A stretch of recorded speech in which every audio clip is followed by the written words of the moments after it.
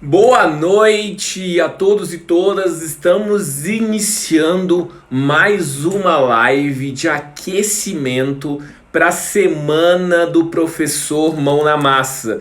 Então aqui é uma prévia do evento Semana do Professor Mão na Massa, que vai acontecer dos dias 23 de julho a 2 de agosto. Então, ao longo dessa semana anterior, nós estamos conversando sobre alguns temas para a gente já chegar preparado para o nosso evento. E o tema de hoje é como usar a robótica para tornar as aulas mais interessantes do que o próprio recreio, beleza? Então a gente vai entender mais sobre esse universo, entender sobre o que é essa robótica, entender se a gente consegue colocá-la nos contextos gerais, né, do nosso dia a dia, das nossas matérias, e também perceber que esse universo não tem nada de místico, não tem nada de desafiador e que ele está realmente acessível a todo mundo. Beleza? Então assim, antes de começar, pessoal do Facebook, pessoal do YouTube, compartilha essa live com o pessoal. Galera do Instagram, ó, tem um aviãozinho aí embaixo. Manda esse aviãozinho para um outro professor, para uma outra professora, para alguém que esteja, que se interesse por esse assunto, beleza? Enquanto a gente não começa a semana, já tem alguma pessoa contigo, né, que possa acompanhar essa jornada com você, tá? A gente está aprendendo várias coisas novas e geralmente quando a gente aprende sobre isso, quando a gente tenta caminhar sozinho, tenta caminhar com as próprias pernas, a gente não chega muito longe. Então ter pessoas com o mesmo propósito, pessoas que estão alinhadas com essa ideia, vão dar esse gás para que a gente continue inovando e continue trabalhando em sala de aula. Então não deixe de compartilhar essa live com outras pessoas, né? Vamos encher isso aqui, vamos compartilhar essas ideias com o maior número de pessoas possível, tá bom? Então é o seguinte, ao longo dessa semana a gente veio falando sobre vários assuntos, né? Sobre diversas coisas. Falamos sobre que tecnologias, né, que podem tornar suas aulas mais interessantes, como lidar com o obstáculo, com o desafio nas aulas em isolamento social. A gente tentou entender mais sobre esse universo, né, que pegou todo mundo de surpresa. E aí o professor teve que se reinventar nessa trajetória. E ontem eu falei sobre o processo de estabelecer uma cultura mão na massa na escola, né? De como fazer essas atividades manuais, essas atividades, né? Como instigar atividades que principalmente, né, tenha significado para o aluno. Como instigar o aluno a criar algo e criar algo que tem significado. Então a grande premissa do professor mão na massa é exatamente sempre trazer algo que o aluno possa criar, que ele possa trazer essa forma de externalizar o conhecimento. Muito mais do que absorver informação, é o que ele pode criar com esse universo de informações, né? Então, a todo momento, o mais interessante é a gente se questionar isso, né? É uma das melhores formas de fundamentar isso, né? Lá naquela pirâmide de aprendizagem de William Glasser, né? O William Glasser, né, vai falando ali que a gente aprende 10% do que a gente vê, 20% do que ouve e no máximo 50% do que a gente vê e ouve simultaneamente. É uma forma de aprendizado, mas é uma forma passiva, né? E é a forma que nós, professores, mais usamos, né? A gente fala um monte de coisa e o aluno vai lá absorvendo aquele monte de informações. Mas quando a gente instiga aquele aluno a criar alguma coisa que principalmente algo que tenha significado para ele, essa taxa aumenta para 80%. Então, por isso que eu vou batendo na tecla, independente da área que você trabalha, se você é professor de robótica, se você é professor de geografia, se você é professor de matemática, se você é professor do ensino fundamental 1, do ensino infantil, do ensino médio, da faculdade, de curso livre, essa premissa sempre vale. E hoje, especificamente, eu quero falar de uma ferramenta específica. Uma ferramenta que vai levar essa questão do criar para o próximo nível, né? Que é a robótica. Então, por isso, o tema da nossa live de hoje é como usar a robótica para criar aulas mais interessantes que o recreio. Então, assim, como eu falei, né, a nossa grande premissa é dizer a ideia, né, de criar algo, né, que tenha significado. E daí, o que a robótica tem a ver com isso? A robótica tem a ver pelo seguinte, que ela faz o nosso trabalho do mão na massa, o nosso trabalho do criar, ir para o próximo nível. Então a gente consegue criar coisas mais elaboradas com ela. Então hoje a gente tem ferramentas que são mais acessíveis, ferramentas que estão ao nosso alcance. Antigamente era bem mais difícil a gente fazer isso. E esse processo está facilitando cada vez mais, né? Está sendo cada vez mais fácil de ser utilizado. Essa questão de criar, do brincar, do lúdico, do significado, isso é tão forte, né, que isso me faz lembrar, né, ou até contextualizando essa história toda, eu lembro muito do que o professor Mitchell, professor lá do MIT, de um grupo chamado Lifelong Kindergarten, né, que fundamenta a aprendizagem criativa, ele fala o seguinte, que para ele, na opinião dele, ele tem uma opinião bem peculiar, né, que em determinado momento, principalmente ali na virada do milênio, né, então ali entrando de 2000 para, não sei se foi de 99 para 2000, 2000 para 2001, né, onde as pessoas viviam várias incertezas e na verdade esse momento, né, de virada de século, né, de virada de milênio, faz as pessoas refletirem sobre várias coisas, né? Caramba, estamos passando no milênio. O que aconteceu nesse período? O que aconteceu nessa jornada, né? E muitas pessoas estavam discutindo nessa época qual tinha sido a maior invenção da história da humanidade. A maior invenção da história da humanidade. Isso até 2000, 2001. E assim, é uma tarefa extremamente desafiadora. Extremamente desafiadora. E você pode pegar várias coisas na história, né? Por exemplo, a invenção da imprensa por Gutenberg. Pô, isso aí foi um grande ponto de virada na sociedade. Por quê? Antigamente as pessoas, para você transmitir informação, as pessoas tinham que escrever, transcrever tudo à mão. E por isso a informação ela não conseguia, né, se distribuir com facilidade. Então quando Gutenberg inventa a imprensa, aquilo ali pulveriza. Só no século XX a gente vai ter a invenção do avião, né, que realmente teve um grande significado, a eletrônica em geral, e até mesmo computador, internet, enfim, são muitas coisas, muitas coisas. E aí várias pessoas iam discutindo qual era a maior invenção da história da humanidade. E o professor Mitchell, na opinião dele, ele chega assim e diz que a maior invenção da história da humanidade foi o jardim de infância. Eu lembro uma vez que eu postei um trecho de um vídeo falando sobre isso, e o pessoal ria, o pessoal ficou meio que fazendo chacota disso, tipo assim, como assim? A maior invenção da história da humanidade é o jardim de infância. E o que o professor fundamenta é que é o seguinte, o jardim de infância, ele foi uma criação, ele não existiu sempre, né? A gente acha que aquele ambiente lúdico, aquele ambiente de brincadeira, é aquele espaço onde basicamente o pai vai deixar a criança porque ele precisa ir trabalhar. E muitas vezes até é isso mesmo. Mas no seu fundamento, o jardim de infância, ele tem uma proposta ainda mais profunda. Isso porque, assim, antigamente, né, quando as pessoas queriam ensinar para crianças, principalmente crianças muito pequenas, as crianças eram vistas como adultos pequenos. Como assim adultos pequenos? Quer dizer que a mesma forma que se procurava ensinar para um adulto, eles procuravam ensinar para uma criança também. Então toda essa coisa de passar informações e tal, eles estavam imaginando que uma aula que funcionava para um adulto funcionava para uma criança. E aí chega um cara chamado Friedrich Frobel, né, e fala assim, não, essa coisa, vamos ensinar de uma forma diferente. E ele vai criar um negócio chamado Brinquedos de Frobel, que são alguns bloquinhos, são algumas estruturas, onde a criança pode aprender brincando.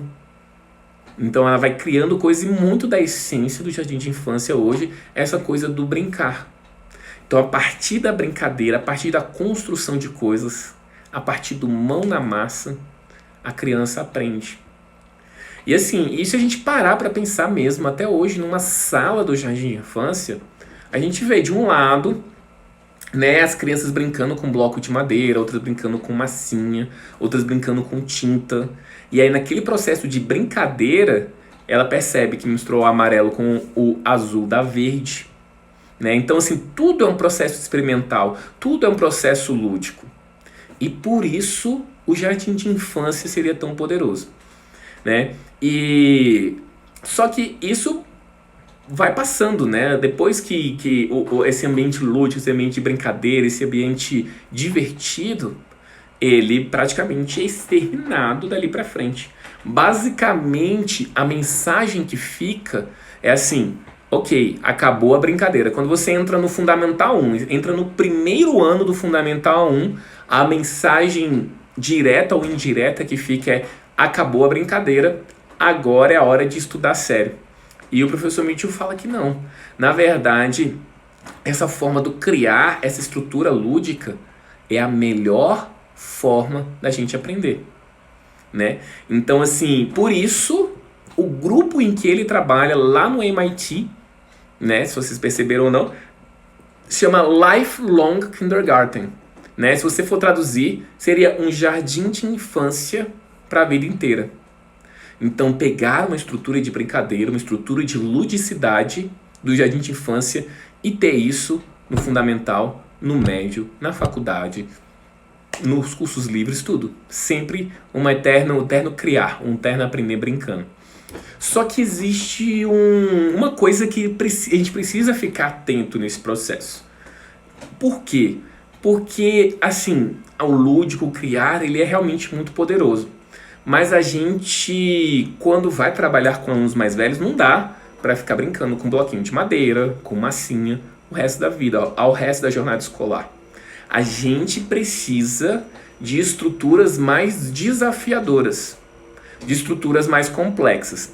Então, por exemplo, você pode, a partir desse processo simples, né, da gente aprender sobre robótica, a gente pode pegar sucata e pegar assim, ó, isso aqui é a caixa de uma lâmpada que eu comprei aqui, beleza. E aí aqui você pode instigar o seu aluno a criar alguma coisa. Esse aqui pode ser o boneco, e aí aqui pode ser, sei lá, você faz isso aqui, aí é o braçozinho do boneco, e ele pode, você pode colocar um olhinho, você pode pintar, você pode fazer um monte de coisa. Isso é uma atividade de mão na massa. O que a robótica é capaz de fazer? Por que ela leva para o próximo nível? Eu posso pegar esse dispositivozinho aqui, ó, que é um servomotor, para quem não conhece, é um motorzinho que você consegue controlar num braço robótico. Eu consigo colocar ele aqui e no momento em que eu conecto, eu já fiz uma programação prévia, eu consigo fazer ele mexer. Então aquele brinquedo, aquela estrutura que era estática, agora é uma estrutura dinâmica. Eu fiz ela para ficar mexendo de 0 a 90 graus em 1 segundo, mas podia fazer outra coisa. Eu podia pegar isso aqui, na verdade, ao invés de ser o braço, podia ser uma cancela de estacionamento. Isso aqui podia ser, sei lá, uma estrutura que abre uma porta. Isso aqui podia ser alguma coisa que faz mexer a cabeça do nosso brinquedo. Então a robótica, ela permite levar para um próximo nível a questão da criação. E aí você continua assim, com o espírito de criação, com o espírito lúdico, com esse pensamento do jardim de infância, só que com estruturas mais desafiadoras. Então, assim, é esse o grande propósito. É isso, ela vai... Mas, de novo, como a gente já vem reforçando ao longo dessas lives, né, a primeira coisa que a gente tem que entender é o seguinte: qualquer tecnologia, qualquer recurso, pode ser qualquer recurso que a gente estiver falando, esse recurso não é o recurso que vai salvar a educação, não é isso o recurso que vai tornar a aula mais interessante, não é ela a grande bala de prata. E a robótica é a mesma coisa. Então, assim, a primeira coisa que tem que estar muito claro pra gente: não adianta você querer levar para o próximo nível, comprar vários kitzinhos desse, né, do Arduino, por exemplo, e achar que por simplesmente você estar usando isso, suas aulas vão estar se tornando interessantes no passo de mágica. Não é isso. De novo, volta no fundamento. Volta na ideia de criar algo que tenha significado. Para a criança, talvez, criar o boneco... Dependendo das turmas, sem sacanagem. Se você falar para a criança criar um bonequinho de papelão e tudo mais, e ela usar elementos da casa dela para construir um robozinho, às vezes ela vai adorar essa atividade. Só de fazer isso. Enfeita. Como é que você vai fazer o olhinho? Você vai fazer de feltro? Você vai fazer de não sei o quê? Só de fazer isso já é muito legal. De verdade.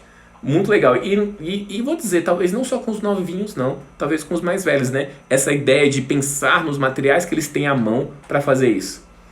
E aí depois você pode apresentar uma estrutura como essa. E se a gente mexesse? E se a gente fizesse o olhinho que começasse a brilhar? Então, elevar para esse próximo passo. Um grande objetivo, né, de instigar a criatividade.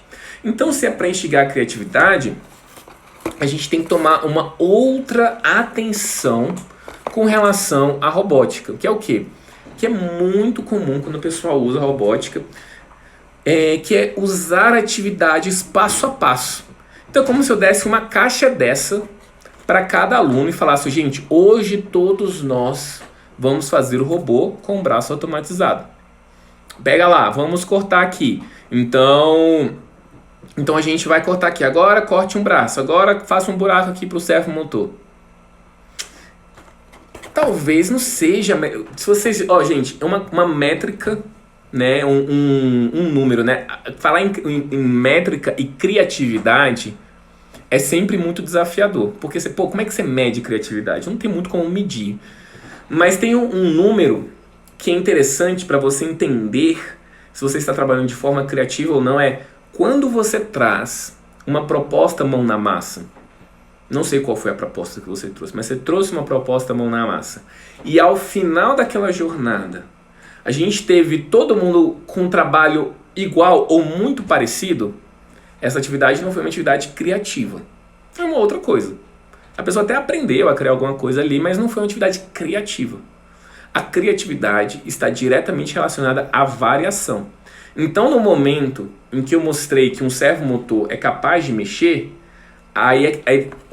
você vai saber se a sua aula instigou a criatividade e se no final cada um fez uma coisa diferente. Eu dei alguns exemplos aqui, né, do que pode fazer. Um foi a cancela, outro foi não sei o que, outro era a porta, outro, sei lá. Cada um fez uma coisa diferente a partir de um mesmo conceito. Lógico que não é um pecado mortal você fazer atividades passo a passo, nem nada disso. Inclusive, acho que foi hoje, aconteceu uma coisa bastante curiosa. Tem um aluno meu da turma 1 de janeiro e ele estava super feliz, super contente, né? Porque ele fez um trabalho, nem foi necessariamente de robótica, mas falou, nossa, fiz um trabalho com sucata e muito legal, eu estou preparando para as aulas com meus alunos. Eu acho que ele começou recentemente, né, oficialmente como professor de robótica, e ele fez uma mão biônica. O que é uma mão biônica? É uma estrutura de papelão, onde você faz os dedos de papelão e você controla com barbantes e aí você controla os dedos. E é uma atividade super interessante, assim. E aí ele estava muito feliz. E aí ele meio que até se desculpou. Eu sei que foi uma atividade passo a passo, mas eu estou muito feliz. Então, assim, e era muito curioso, né? Porque ao longo do curso ele até ficava meio triste, assim, porque ele não conseguia. Ele via várias pessoas do curso fazendo trabalhos criativos e ele travava, né? Não se sentia tão confortável para fazer trabalhos diferentes. Mas só dele conseguir fazer esse trabalho, isso trouxe muita confiança. Então, assim, às vezes, principalmente para quem está no começo, às vezes não tem nada de errado você fazer atividades passo a passo. Faz uma atividade como essa, da mão biônica, faz uma atividade de criar o robozinho, enfim, existem diversas atividades que você pode fazer. E isso vai dando coordenação motora para a criança, ela vai começando a pensar o que ela é capaz de fazer, isso vai dando repertório. Né? Então, assim, quando ela tem um leque de possibilidades, um leque de estruturas, ela vai pensando, poxa, eu posso fazer isso, posso fazer aquilo e tudo mais. Então você gera um repertório. Qual é o alerta que eu quero deixar para vocês nesse momento? O alerta que eu quero deixar não se prenda, não faça sempre isso. Não use essa bengala, por assim dizer. Né? Você pode começar com atividades passo a passo para ir estruturando melhor e depois tentar instigar as pessoas a criarem as suas próprias coisas, né? É como se você estivesse aprendendo a tocar violão. No começo, na verdade, a maioria imensa das pessoas eu toco um pouquinho de violão. E geralmente, como é que a gente aprende a tocar? Eu vou aprender a tocar a música, sei lá, do Legião Urbana. Então aí eu vou tocar a mesma coisa, com os mesmos acordes. E quanto mais parecido tiver lá com o Renato Russo, mais sucesso eu tenho, né? Assim, mais bem sucedido eu vou ter sido na minha empreitada. Mas talvez no longo prazo, né, seria eu aprender sobre isso e saber improvisar para eu criar as minhas próprias músicas, né, para eu entender essa própria autoria. Então é mais ou menos nessa estrutura. Né? Às vezes você vai precisar de uma base para criar coisas, e às vezes você tem que se basear em coisas que já existem, mas depois disso você pode partir para a questão da autoria, né? E bom, quando eu falo diretamente sobre robótica, eu falava mais diretamente sobre robótica aqui no canal, e algumas pessoas pedem para eu falar mais, outras pessoas às vezes têm uma certa resistência, então às vezes eu não falo diretamente, né? Eu gosto mais, vamos dizer assim, do que a robótica é capaz de proporcionar do que falar de robótica em si. Principalmente porque a robótica ela acaba apavorando muita gente. A pessoa fala assim: cara, isso definitivamente não é pra mim. Nossa, parece muito legal. Não, Luan mostrou essa atividade aqui, muito legal. Mas isso não se aplica para o meu contexto, porque X, por exemplo, sou um professor de geografia. Né? Onde que eu vou usar robótica com geografia? Ah, eu sou um professor de biologia. Onde que eu vou usar robótica? Robótica é para aula de robótica, para quem tem robótica. Né? Isso não entra no meu contexto. Mas assim, o que eu quero mostrar para todo mundo, você pode ter aula de robótica, não tem nada de errado nisso, é legal, mas é que a robótica seja um meio. Vou dar uma comparação. Por exemplo, você acha que para o aluno aprender PowerPoint, ele tem que aprender na aula de informática para usar apenas na aula de informática? Se fosse aprender a fazer apresentações? Então, assim, se eu for aprender PowerPoint, eu vou poder fazer para apresentar meu trabalho lá de biologia, geografia, não sei o que, meu TCC, enfim. Então, é uma ferramenta que eu até posso ter aprendido na aula de informática, mas que vai ser útil para diversas outras áreas. A robótica é a mesma coisa, porque o propósito é eu trazer uma ferramenta onde eu consigo mostrar que eu criei algo com o conhecimento aplicado. E aí a gente consegue sim exercitar esses conceitos para as diversas matérias, como por exemplo a geografia. Tem a Fabi, eu não sei se a Fabi está na área. Fabi, minha aluna da turma 3, fez um trabalho, eu nem sei qual é a área da Fabi na verdade, mas ela é de Curitiba e ela fez um dos trabalhos dela, foi fazer um mapa da cidade de Curitiba. E aí ela usava um servomotor como esse, ela fez uma estrutura ali onde ela fazia uma estrutura no alto assim, onde esse servomotor apontava para pontos turísticos de Curitiba. Então assim, ela usou a robótica, usou esses elementos, mas ela precisava entender o que era Curitiba, quais são os pontos turísticos de Curitiba, desenhar um mapa de Curitiba, saber o que vai estar a leste e o que vai estar a oeste. Então é uma forma de trazer esse conhecimento para uma coisa da realidade deles e para o contexto deles. Vou ensinar pontos cardeais. Então, assim, pronto, ó, pedagoga. Então, assim, tá em todos os contextos, né? Geralmente o pedagogo tá trabalhando em vários contextos. Mas, assim, eu estou mostrando, assim, que existem várias aplicações, né? Você pode, como eu falei, né, usar o servomotor e falar dos pontos cardeais. O norte, para eu ir para o leste eu tenho que andar 90 graus. Então, como é que eu consigo usar uma estrutura como essa para criar os pontos cardeais e apontar ali minha rosa dos ventos na direção correta? Então, tudo isso você pode usar o contexto que você está usando, e aí você tem o contexto que faz sentido ali na sua realidade para ele criar alguma coisa. E às vezes vai ter uma coisa que vai sair puramente lá na sua aula. E tem vezes que não. E tá tudo bem, não tem nada de errado com isso. né? Aos poucos você vai instigando estruturas. Se você for ensinar algo de física, eu estava falando com uma professora que também foi aluna minha no meu curso do ano passado, e eles estavam estudando ali para a Olimpíada de Robótica, e várias vezes, né, tinha esse exercício, né? Acho que esse é um dos grandes desafios do professor, tipo, como é que eu consigo conciliar com o currículo e tudo mais? E assim, quando eles estavam lá montando os robozinhos para a Olimpíada, várias vezes eles usavam aquele contexto para calcular velocidade, a partir do cálculo do espaço que o robô percorria, pelo tempo, né? Se aquele robô vai andar, tipo assim, se ele estivesse num trânsito, né? E ele tivesse que parar, a gente pode calcular quanto tempo uma pessoa demora para passar na faixa de pedestre, e aí isso poderia, o tempo para reativar esse robô, enfim.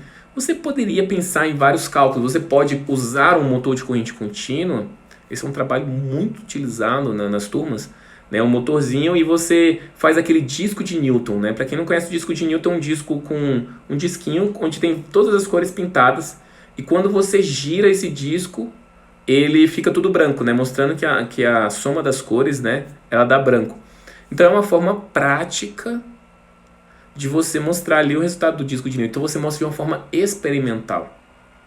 Uma das maiores dificuldades que as pessoas têm, principalmente nas ciências exatas, é porque a questão é extremamente abstrata.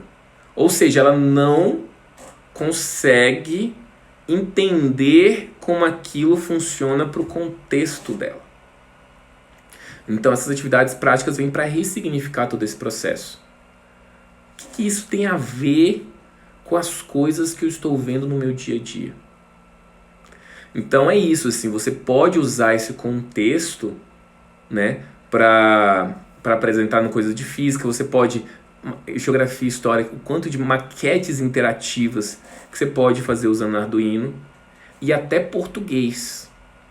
Porque não, você usa o que para fazer isso aqui? Uma linguagem de programação. Né? Você tem que se comunicar, você tem que ter ordens muito bem estabelecidas para que o Arduino faça aquilo que você queira fazer. Então, sim, isso ajuda a oralidade, isso ajuda você expressar o que você quer fazer. Então, sim, é aplicável em qualquer área. E mais do que isso, o objetivo do professor Mão na Massa, pelo menos para mim, é que ele seja capaz de despertar paixão por aprender no aluno. Porque se ele desperta paixão por aprender, se ele percebe que aprender é algo incrível, de compreender e ter curiosidade sobre o mundo, o currículo fica em segundo plano porque ele vai conseguir correr atrás daquilo, né? Que acho que é um dos maiores desafios que a gente tem hoje, né? Engajar o aluno, fazer ele, né, sair daquela inércia. Bom, dito isso, né, dito que é possível sim colocar em qualquer contexto a questão da robótica, que você pode usar isso, né, para ser aquela gasolina, aquele grande combustível para trazer um contexto diferente. Você pensa, pô, Luan, legal, mas Luan, isso é coisa para a galera das exatas, é o pessoal da engenharia, o pessoal que já mexe com isso, aqueles nerds, aqueles hackers. Poxa, eu nem sei direito usar o Instagram, vou mexer com robótica. Não tem... Gente, primeira coisa, ó, a própria Fabi acabou de dar o exemplo dela aqui, ela é pedagoga, né? E a Fabi faz uns trabalhos super legais no curso. Então, assim, a princípio, pedagogia não estava tão alinhado com tecnologia. Graças a Deus está cada vez mais. Eu tenho um monte de pedagogos nas minhas turmas, né? Então é possível, não tem essa diária. Não tem essa diária. Né? Acabei de dar o exemplo da geografia. A primeira vez que eu me dei conta disso foi quando eu fui na primeira vez na Olimpíada Brasileira de Robótica em 2014, que estava acontecendo em São Carlos. E eu conversava com cada professor, aí eu falava com o professor, você dá aula de quê? Sou professor de biologia. Você é professor de quê? Sou professor de matemática. Você é professor de quê? Professor de educação física. Professor de educação física. Português, enfim, não tinha área. Não tinha área de formação. E eu estava ali na Olimpíada Brasileira de Robótica na etapa nacional. Ou seja, eram os melhores do Brasil que estavam ali naquele momento. Então, assim, é possível, totalmente possível, né? Eu não sei o quantas pessoas aqui eu já falei, quem me acompanha nas lives, já falei por cima da professora Débora Garófalo. A professora Débora Garófalo faz um trabalho de robótica com sucata, começou numa escola pública numa região de vulnerabilidade em São Paulo. Ela, por causa desse trabalho, ganhou um prêmio em 2019, na verdade chegou entre os 10 primeiros, chamado Global Teacher Prize. O Global Teacher Prize é considerado o Nobel da Educação. Ela fazia um trabalho de robótica e sucata, foi a primeira brasileira a conseguir ser contemplada no top 10 do Global Teacher Prize. Hoje ela trabalha na Secretaria de Educação de São Paulo, numa área mais para replicar esses projetos. E a professora Débora, vocês sabem qual é a formação acadêmica da professora Débora? Será que é física? Será que é engenharia? A professora Débora é formada em letras e pedagogia.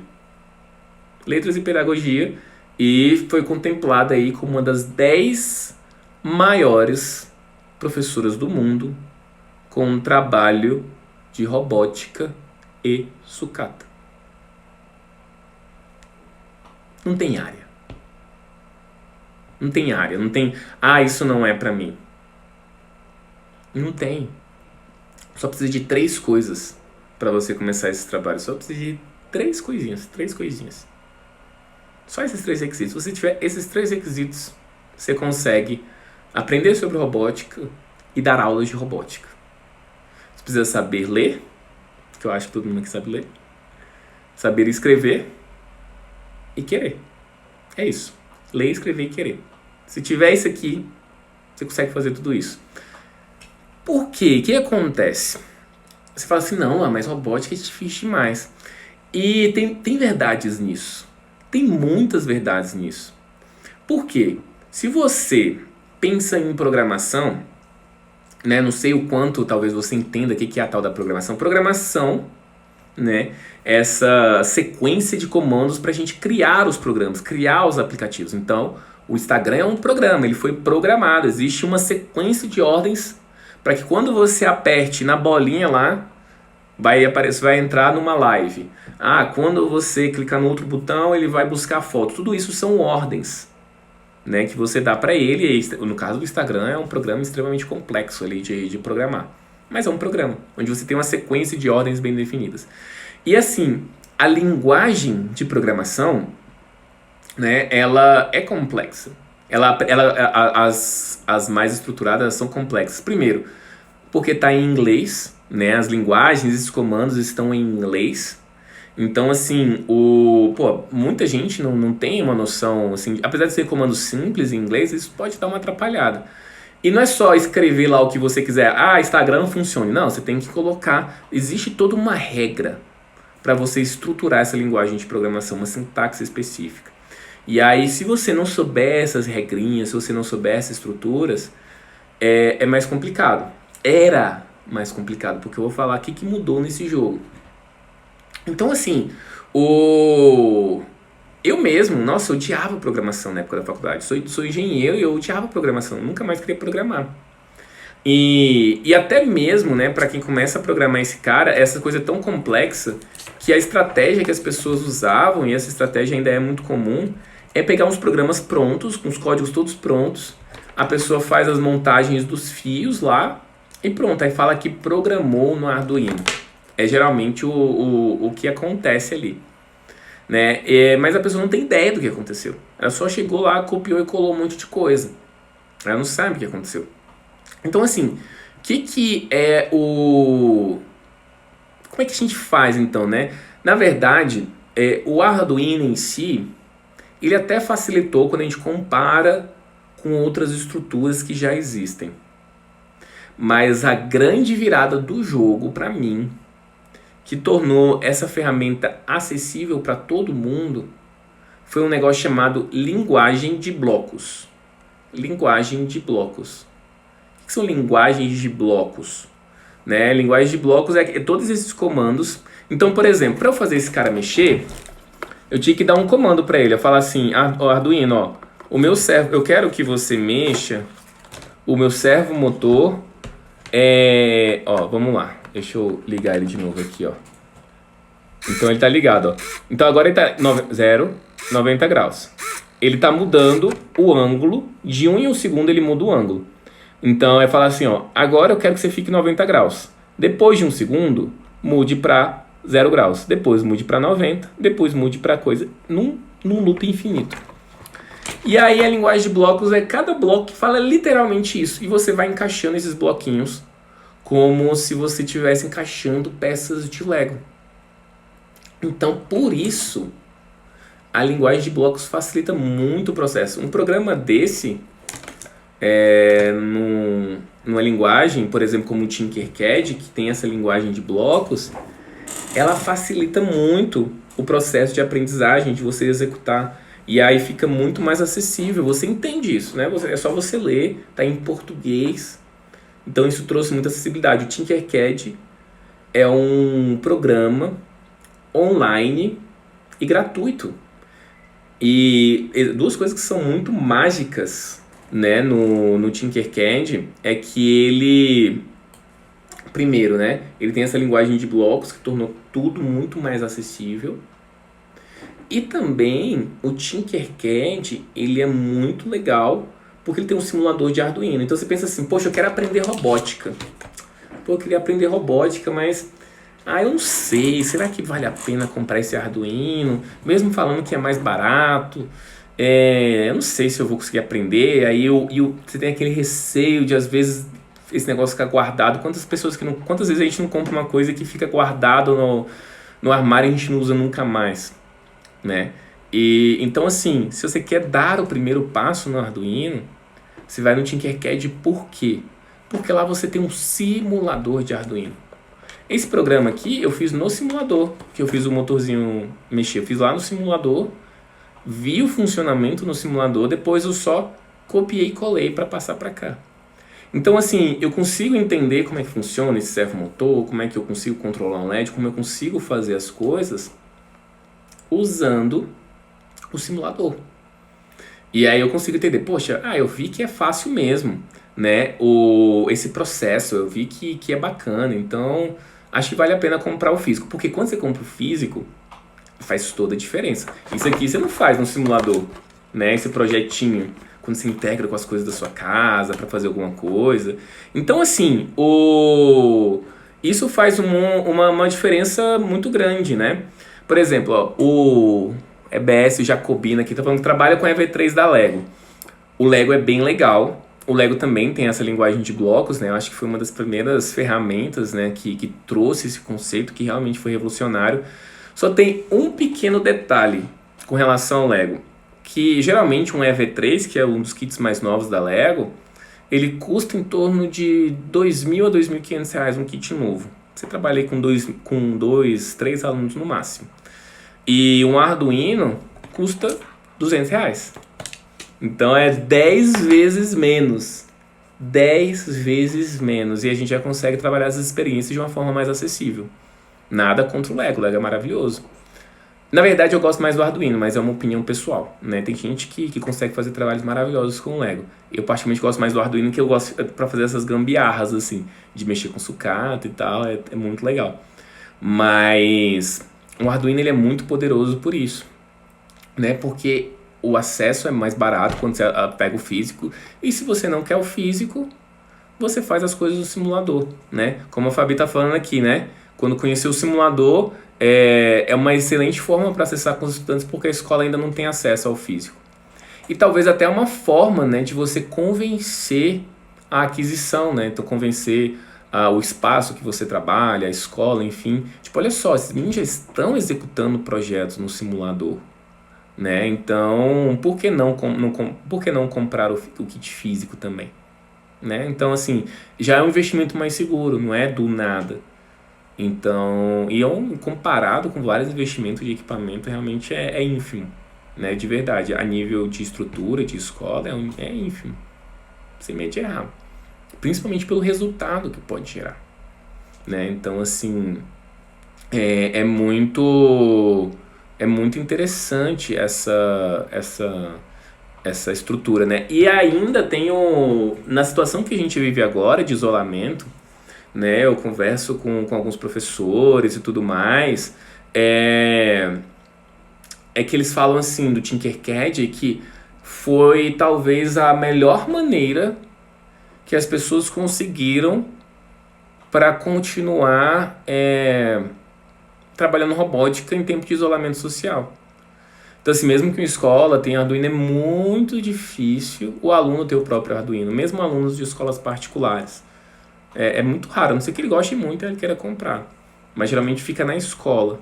Então, a maioria esmagadora de professores que estão falando que estão trabalhando robótica, eles estão trabalhando com o Tinkercad. Né? Então, assim, pede para fazer projetos no Tinkercad. Hoje, ou foi ontem, eu estava falando também com outra professora, a professora Rafaela de Fortaleza, e ela falou que lá na escola deles estão fazendo vários projetos no Tinkercad e a ideia é que quando voltar para o presencial, vai passar todos aqueles programas para o presencial. Então, assim, é muito legal isso, né?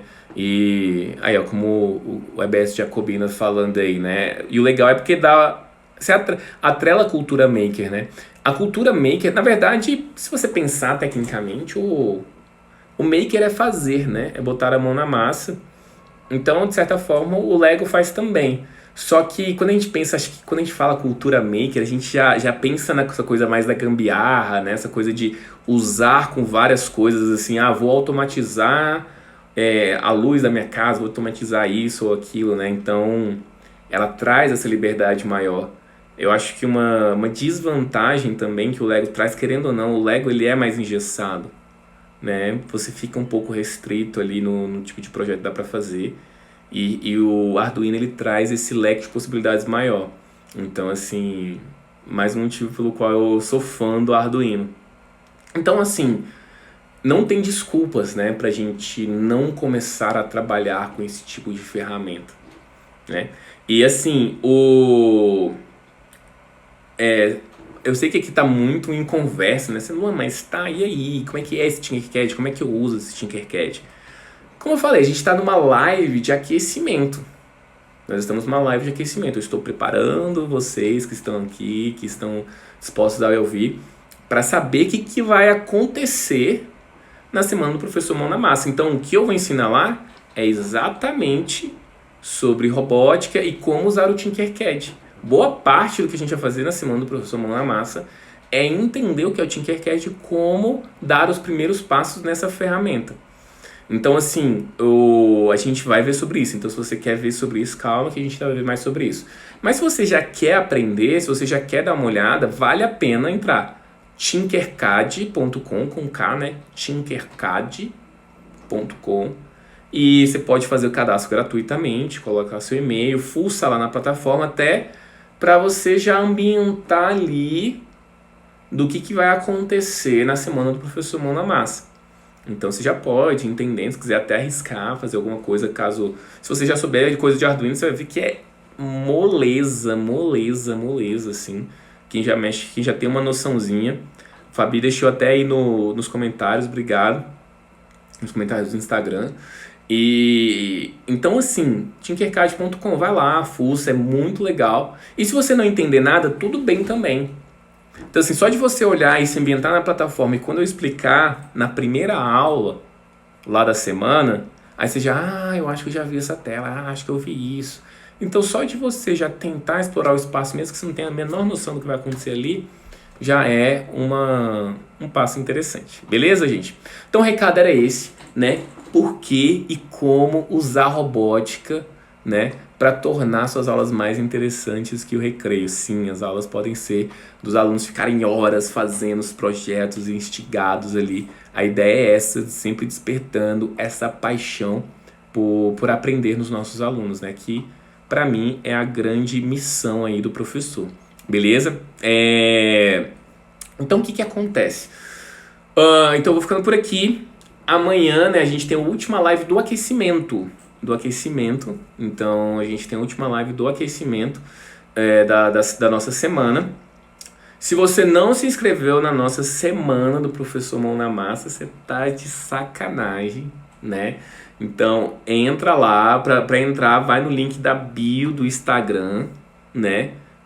Quem não tá no meu Instagram, luan.ensinomaker, né? Entra lá no para fazer inscrição gratuita, é só botar seu e-mail, confirmar lá, ver se recebeu direitinho, você vai receber as novidades sobre as nossas aulas e tudo mais. Estamos preparando aqui muitas coisas interessantes para essa semana. Ela vai ser diferente de todos esses eventos online que eu fiz, né? Aulas gravadas, para que você possa ver no seu próprio ritmo, um grupo de Facebook para a galera trocar ideia e mais um montão de coisa aí, beleza? A gente também tem um grupo exclusivo do Telegram para a semana. Então, quando você faz lá a inscrição, tem uma opção assim, clique aqui para entrar no Telegram. Muita gente pergunta, Luan, como é que eu entro no Telegram? Se você já se inscreveu, vamos supor que você se inscreveu, tá? Ainda assim, você pega o mesmo link lá no Instagram como se você fosse se inscrever de novo. Não tem problema, coloca o mesmo e-mail que você já colocou. E aí ele nem vai mandar nada pro seu e-mail de novo, porque você já está cadastrado. Ele vai cair direto na página de obrigado por se cadastrar e não sei o quê. E aí tem um botão lá, clique para entrar no Telegram. Ou então, se você quiser entrar e não conseguiu achar, pode mandar uma mensagem para mim, em qualquer rede social, Facebook, YouTube, Instagram, que aí eu mando o link para você entrar lá, tá? Mas não deixe de se inscrever. Então é isso, pessoal. Eu vou ficando por aqui. Vou mandar o áudio resumindo essa live e vou mandar essa live gravada exclusivamente para o pessoal do Telegram, quem quiser acompanhar depois e tudo mais. Então essa live vai ficar disponível exclusivamente para o grupo do Telegram da semana do Professor Mão na Massa. Beleza? Então é isso, pessoal. Aguardo vocês amanhã pontualmente às 8h05 da noite. Valeu, abraço!